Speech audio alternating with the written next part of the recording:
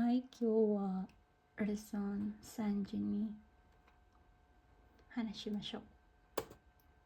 So, lesson 32. Verb ta form or verb na form plus hoga ides. So, this pattern is used to give suggestion or advice. So, kunyari, maghatagad advice or suggestion. So, ang verb kay nakata form, then ang atong isa pa ka verb is naka-9 form. Plus, add na to si hoga ides. So, example, Netsuga attara if you have fever. Netsu, fever. Ga attara if. So, netsuga attara ufuro ni hairanai hoga ii desu yo. So, if you have fever daw, ufuro ni. So, ufuro is, ano na siya? Murag, patab. Basta pag yung kag-ufuro, maligo ang ano niya. Masyag bathtub. Ufuro ni hairanai hoga ii desu yo. So, it's better, if you have fever, it is better not to take a bath. So, ato ang noun ay verb din ha, si hairimas. So, si hairimas, ginay form lang, na masyag hairanai, then gi-add si hoga ii desu. So, suggestion na siya. So, it's better daw na dili maligo if na ay fever. Another example, suno ka bang wa katahoga ides. So, kapag nag-suggest po ka og positive, so ato ang verb, mahimo siya og ta form. So, ang kana daw na bag, suno ka bang. So, that bag. Wa katahoga. So, ato ang ano din ha, verb is kaimas, himo og ta form. So, nahimo og ta. Katahoga, then add si hoga ides. It's better if you buy that bag. So, mas better daw if gipalit niya na nga bag. Another suggestions gihapon. Hayaku netta hoga ides. So, hayaku meaning early. Nemas. So, from the word nemas, gita form lang. So, butangag ta. Hoga ides. So, it's better to sleep early. Nga na siya pag himo sa ato ang suggestions. Pag nag-suggest ka or nag-give kag advices. Timanin mo si ta, then nai, then sumpayan og hoga ides. Ta form, nai form, hoga ides. Next, dinhi ata. Verb plain form ay adjective plain form. Na adjective plain form, cancel lang si da. Noun plain form, cancel si da. So, pamayong tag verb plain form, mo na siya si root form, si nai form, si ta form, si nakata form. Pag mayong tag ay adjective plain form, kato na siyang wishi. May mo na siya wishi lang. So, as is. Then, na adjective, diba, kirei, from the word kirei da. So, cancel na to si da. Kireda. So, mga na-adjective. Same sa noun. So, kanila si deshoka. Desho. So, desho used to state an opinion without being certain. Commonly used probably in the sentence. So, kung tahay, dili ka sure, pero murag mahitabo or nakay basihan. So, mo na siya ang pag-ingon na, mura siya, murag, or maybe. So, yung ano siya paggamit. It will probably rain tomorrow. So, na siya basihan. Pero dili sure. Ashita wa ame ga furu desho. So, ugma daw ame ga furo. Furo. So, pag mayong tag furu, from the word furimas, to rain. Then, gisumpayan lang og desho. So, it will probably rain tomorrow. Another. Sono ka bang wa takay desho.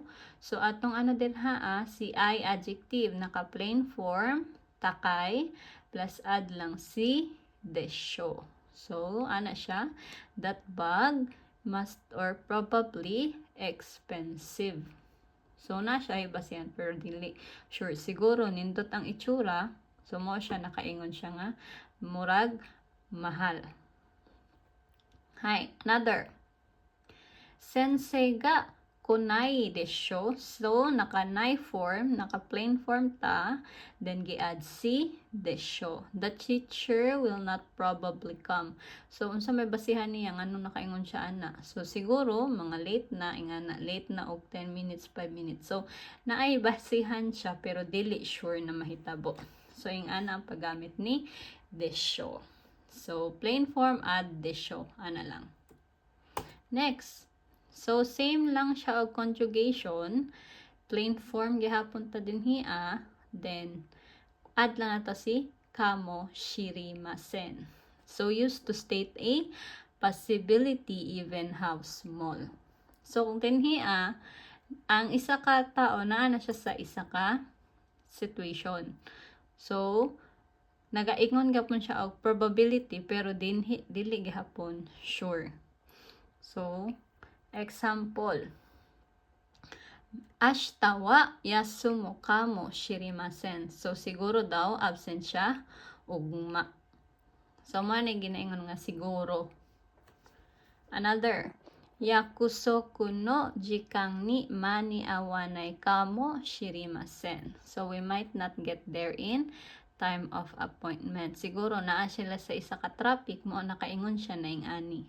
So, kani siya ang isa ka taon na sa isa ka situation, bantog na ingon niya ang isang kabutang nga siguro di daw mahitabo or siguro mahitabo.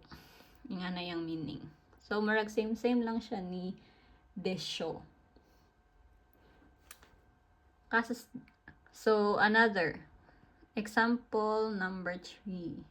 Denwa o kakiru kamo shirimasen. So, I might call you. Call you. So, ing ana siya paggamit. Siguro. Maybe. Hi. So, next. So, din ata kay verb stem plus masyo. Used to state what the speaker wants to do. Kung tahay na siya din ha. So, himuon mo. Or gusto niya himuon ang isa ka action. So, pwede si verb stem, masyo. Pag mayon tag verb stem, unsa gani? So, verb stem, kaon si mas, ang mabilin, mao na siya verb stem. Example, kakimas, kaon si mas. So, si kaki ang mabilin, mao na siya verb stem, kaki. So, example, kono reporto wa kakimashou ne. So, let me write the report. So, ang speaker mismo ang naghimo or gusto mo himo sa action. Yung ana ang paggamit ni masyo. Diba napod tayo masyo nga let's do verb. So, lahi po to. Kanilahi po ni siya paggamit. Pwede na magamiton si masyo pag muingon ka nga ikaw ang muhimo ana nga butang. So, another example. Hirugohan o tsukurimasyo. So, ikaw ang muhimo og lunch. Kunyari, mayroon ka, ako na muhimo ana. So, hirugohan o tsukurimasyo. So, let me do the lunch. Inga na siya pag gamit. Hi, next. Diniyata. So, quantifiers plus de. Pag mayroon tag quantifiers, muna siyang oras, quantity sa isa ka butang. Inga na ang quantifiers. So, quantifiers plus daw na to de, particle de. So, kani siya used to show a time or other limit. So, example. Example, gakko made. So, until school daw, 30 分で. So, 30 分で. So, naka-de dera plus na ay time din ha. So, meaning limit. So, until 30 minutes. In between 30 minutes, ikimas ka. So, kaya ba daw makaabot sa school within 30 minutes? Inga na siya paggamit. Hi. So, another example. Koko no chitosho kanwa hong o sang satsu de karirare mas. So, kaya daw nimo mag-borrow og 3 ka libro din hinga library. So, ato ang ano dira si sang satsu. Meaning sang satsu, 3 ka libro. Satsu, di ba, is books. So, bantog siya na satsu din ha. Quantifiers plus particle de. Nga na siya pag gamit. So, na-gets. Gets? Okay. Next. So, dinhi additional na lang ni. Nani ka shinpai na koto ga arun desu ka? Used to ask if something he or she is worried about. So, pag na siya nabalakan, pwede mo ni gamiton nga phrase. Nani ka shinpai na koto ga arun desu ka? Na ba kay kabalakan nga mga butang. So, ing ana siya. So, ending na sa lesson 32.